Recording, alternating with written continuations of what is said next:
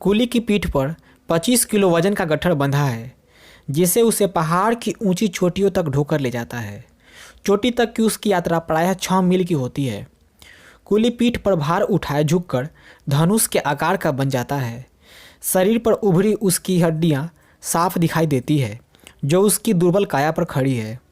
ऐसा लगता है जैसे कूली मात्र हड्डियों का एक पुतला है। उसमें हाड़ तो है, पर मांस कम ही है। मौसम की परवाह किए बिना उसे यह बोझा ढोना पड़ता है।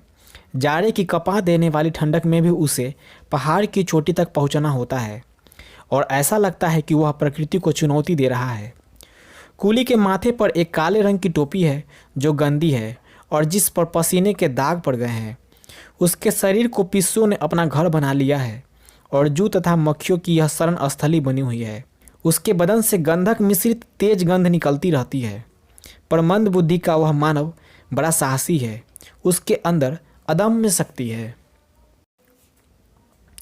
चढ़ाई के क्रम में उसकी सांसें फूलने लगती है और कभी कभी अत्यधिक पसीना निकलने के कारण वह हांफने भी लगता है।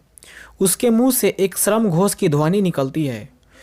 कूली यहाँ श्रम कर रहा है और वहाँ उस पहाड़ की ऊंची चोटी के किनारे खड़ी उसकी झोपड़ी में उसका बेटा ठंड में कांप रहा होता है। वह भूखा है और उसकी माँ जंगल में अंगूर की लता की खोज में निकली है ताकि वह अपने बेटे की भूख को मिटा सके। कुछ कटीली झाड़ियाँ भी वह एकत्र करेगी ताकि वह उससे ईंधन का काम ले सकेगी।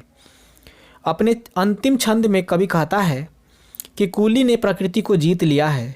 मानव और प्रकृति के संघर्ष में वह एक विजेता के रूप में खुले आकाश के नीचे अनगिनत तारों के बीच रात की चादर ओढ़ सो रहा है। थकान उसे गहरी नींद में सुला देती है। ऐसा लगता है कि वह निंद्रा के एक बड़े साम्राज्य पर राज कर रहा है और एक शासक की तरह वह उसका उपयोग करता आनंद में लेव है।